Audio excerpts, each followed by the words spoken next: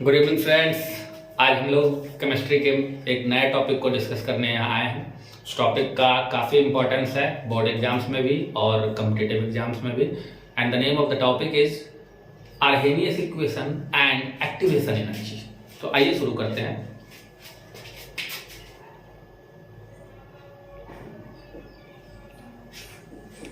Activation energy,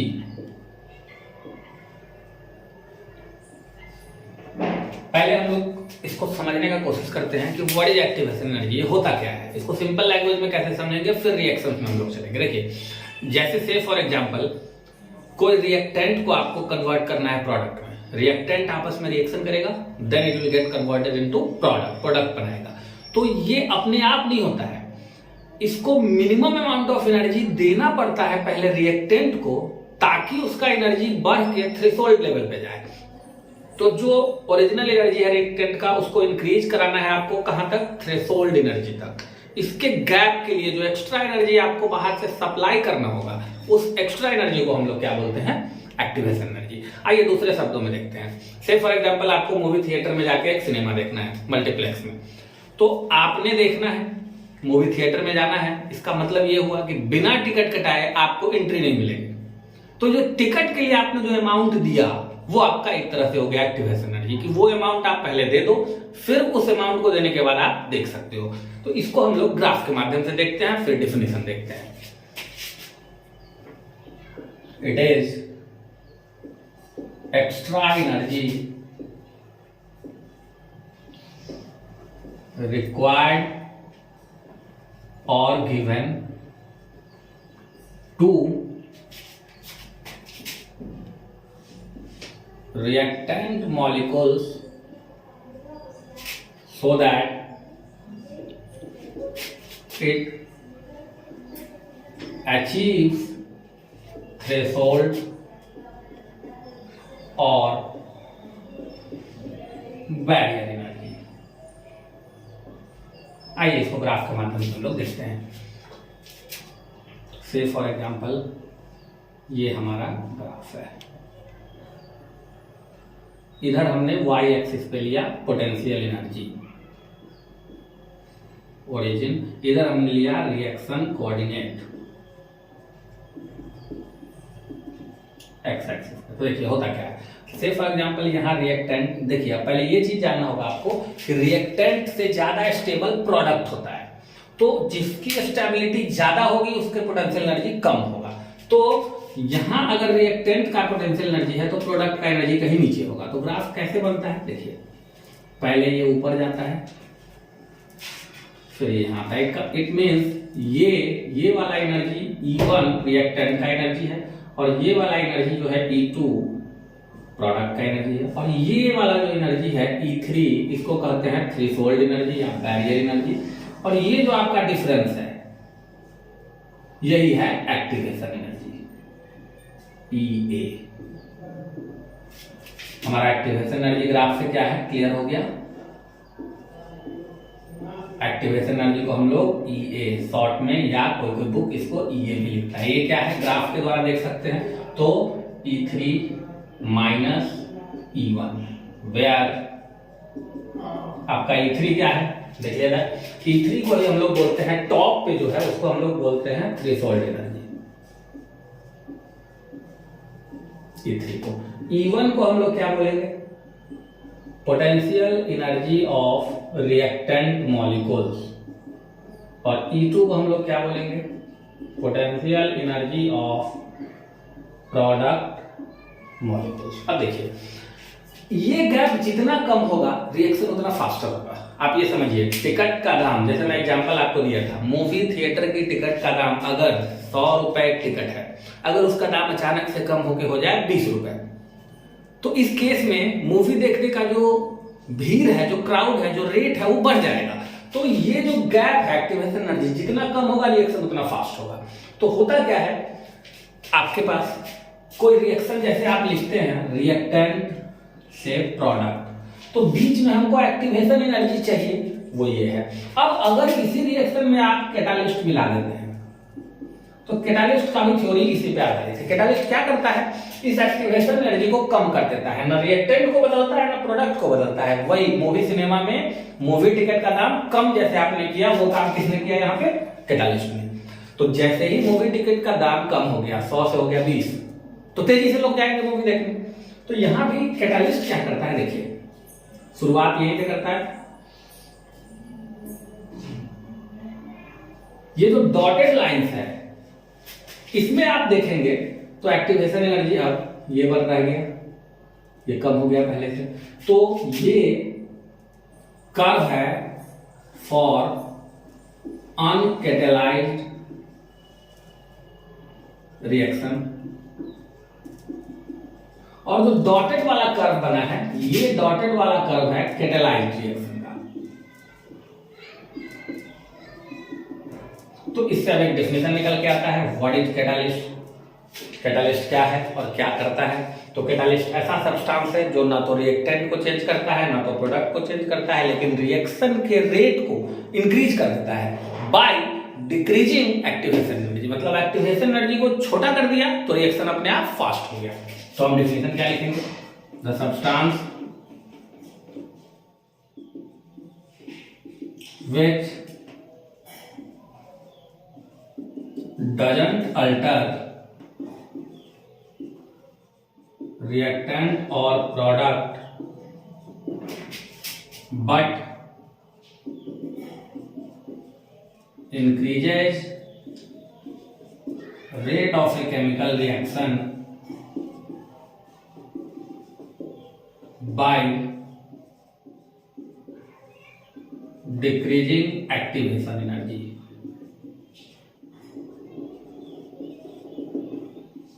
is called catalyst.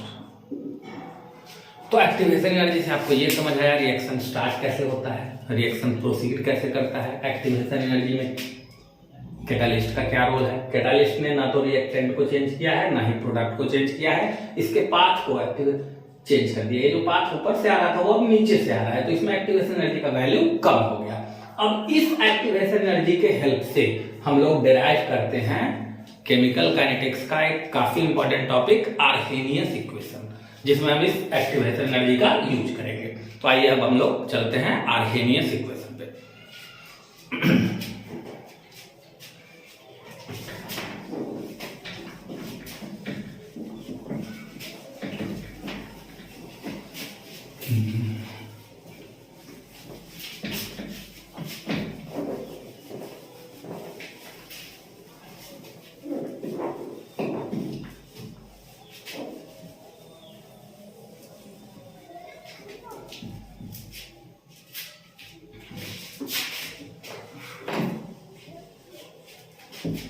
चलिए अब हम लोग देखेंगे आर्हेनियस इक्वेशन। क्या है आर्हेनियस इक्वेशन, पहले वो देखते हैं। ऐसा केमिकल इक्वेशन जो मैथमेटिकल फॉर्म में दिया हो, जो किसी खास रिएक्शन के दो अलग अलग टेम्परेचर पर उनके रेट में एक रिलेशन बताता हो।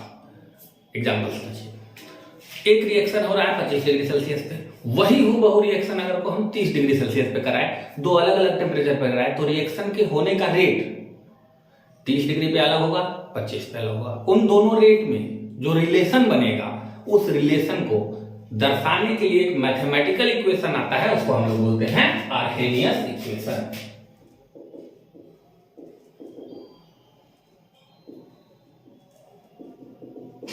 देखेंगे हम लोग क्या है। पहले definition,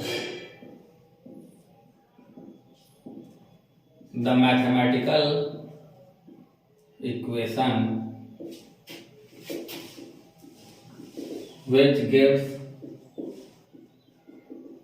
a relation between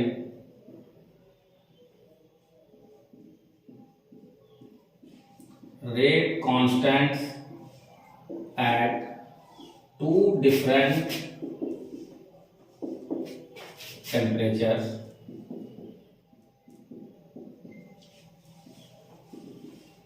with the help of activation energy, मैं शॉर्ट में लिख दिया ये, is called Arrhenius equation। Equation. अब इस इक्वेशन पे हम लोग मैथमेटिकली फॉर्मूला को डिराइव करेंगे, थोड़ा सा लॉग का भी टर्म उसमें यूज होगा। अब हम इस इक्वेशन को लिखते हैं, देखिएगा ध्यान से। What is our equation? k equals to a into e to the power minus EA अपॉन RT, ये इक्वेशन होता है आर्हेनियस इक्वेशन। तो सबसे पहले आपको इसमें यूज होने वाले सारे टर्म्स को पहचानना, कौन सा चीज क्या है। देखिए, where k equals to rate constant, A को हम लोग बोलते हैं आर्हेनियस फैक्टर या फ्रीक्वेंसी, EA को आपने अभी अभी पढ़ा, EA क्या है? Activation energy. R क्या है? तो universal gas constant, universal gas constant. इसका एनर्जी वाला यूनिट लेना है, लीटर एटीएम वाला नहीं, एनर्जी वाला यूनिट कितना होता है? 8.31 जूल पर मोल इंटू केल्विन। और क्या बच गया? T वह टेम्परेचर है जिस पे इस रिएक्शन को आप करवा रहे हैं। तो T is temperature of reaction. ध्यान रहे ये हमेशा केल्विन में होना चाहिए। क्वेश्चन में अगर डिग्री सेल्सियस में दिया हो तो आप पहले इसको केल्विन में कन्वर्ट करेंगे। तो ये अपना इक्वेशन हो गया। अब मैथमेटिकल जो प्रॉब्लम्स आते हैं उसमें एक और टर्म आपको दिख रहा होगा E। ये E जो है लॉग का बेस है। लॉग जो हम लोग देखते हैं उसका बेस होता है E, जैसे लॉग 10 लिखा, 20 लिखा, तो उसका बेस होता है E, वही ये है E। तो इस इक्वेशन को हम लोग सिंप्लीफाई कैसे करेंगे, क्योंकि बिना सिंप्लीफाई किए इसमें न्यूमेरिकल्स बनेगा नहीं। तो आइए हम लोग इसको सिंप्लीफाई करते हैं। सिंप्लीफाइड फॉर्म, सिंप्लीफाइड फॉर्म है किसका? सिंप्लीफाइड फॉर्म है आर्हेनियस इक्वेशन का। क्या करेंगे? इस इक्वेशन में हम लोग दोनों तरफ लॉग ले लेंगे। क्या है हमारा equation? k equals to a into by taking log both sides. अच्छा, मैं कुछ नहीं लिखूं तो यहां से खुद समझ जाना है लॉग का बेस कितना होता है? E होता है। लॉग लेंगे आप तो यहां क्या लिखेंगे? लॉग के base E equals to log A into e to the power minus ये बाई आर टी। चलिए सॉल्व करें जाए इसको हम लोग।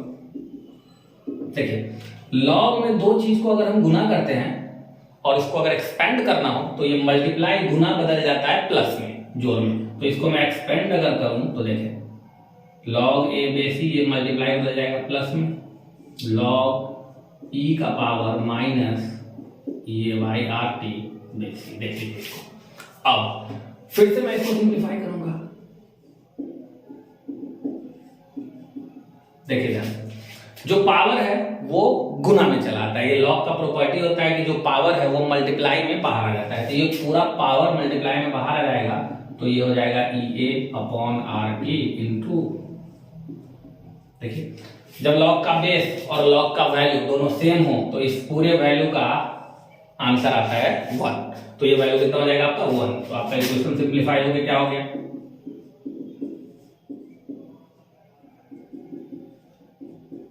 अब देखिए होता क्या है बेसिकली यहां पे भी आप छोड़ सकते हैं, लेकिन हम केमिस्ट्री में जो क्वेश्चंस को बनाते हैं उन क्वेश्चंस में हमें लॉग 10 बेस 10 का यूज करने का हमको आदत होता है। जैसे देखिए केमिस्ट्री का जो कोई भी क्वेश्चन बनता है जैसे रहेगा लॉग एक्स तो हम कैलकुलेशन बेस 10 पे करते हैं। 10 पे करना इजी होता है। तो यहां तो बेस 10 नहीं है, हम लोग क्या करते हैं बेस 10 में इसको कन्वर्ट करते हैं। जैसे देखिए इसी चीज को मैं लिख दूं लॉग के बेस 10 चेंज किया, एक नंबर आपको याद रखना है 2.303 से क्या हो जाता है मल्टीप्लाई। सिमिलरली इसको भी चेंज कीजिए लॉग ए बेस ई मल्टीप्लाई हो जाएगा 2.303। ठीक है, अब 2.303 से तीनों में दोनों साइड मतलब तीनों टर्म में डिवाइड कर दीजिए, भाग दे दीजिए। तो ये कितना बचेगा लॉग के बेस 10 लॉग ए बेस 10 माइनस EA/2.303 RT। इस इक्वेशन को हम लोग बोलते हैं simplified form of Arrhenius equation. तो यहां मन में एक सवाल आता है कि सर आपने डेफिनेशन में बताया कि भाई टू डिफरेंट टेम्परेचर पे रिलेशन बताएगा, यहाँ तो एक ही टेम्परेचर है। तो अब इस इक्वेशन को हम लोग लेंगे और दो अलग अलग टेम्परेचर के लिए इस इक्वेशन को रीराइट करेंगे, जिससे हमारे पास फाइनल आंसर है जिसमें हम न्यूमेरिकल को बना सके। तो मेरे हिसाब से डेफिनेशन क्लियर हो गया। ये इक्वेशन में कौन सा चीज क्या है वो जानना बहुत जरूरी है। आर की कितनी वैल्यू लेनी है वो भी इंपॉर्टेंट है। फिर इस इक्वेशन को सिंप्लीफाई करने के लिए यहाँ मैथ लगाना होगा, और मैथ में लॉग एक टॉपिक है, बहुत सिंपल सा टॉपिक है। पावर में जो आप लोग काम करते हैं वही काम का मतलब लॉग होता है। जैसे देखो सेम बेस में गुना करोगे अगर तो पावर ऐड होता है, यहाँ भी वही होता है। देखिए गुना है, क्या हो गया, ऐड हो गया, पावर बाहर आ जाएगा। यहाँ भाग रहता, डिवाइड रहता, माइनस हो जाता। तो ये सारी बातें हैं लॉग की। अब इस इक्वेशन को मैं आगे लेके चलना चाह रहा हूं। इसको मैं टू डिफरेंट टेम्परेचर्स के लिए देखना चाह रहा हूं। ठीक है, चलिए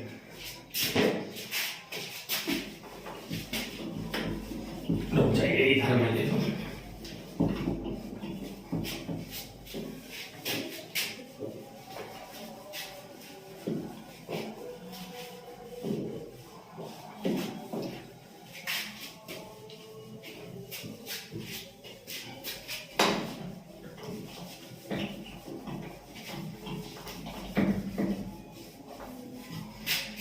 हाँ जी, अब देखते हैं हम लोग क्या आया था हमारा इक्वेशन।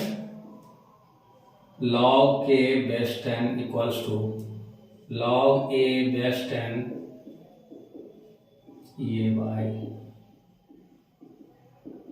ये हमारा ओरिजिनल इक्वेशन आया था। ठीक है, इसको मुझे सिंप्लीफाई करना है। देखिए कैसे करेंगे। Late at temperature T1 kelvin पे हमारा जो रेट ऑफ रिएक्शन है वो है K1।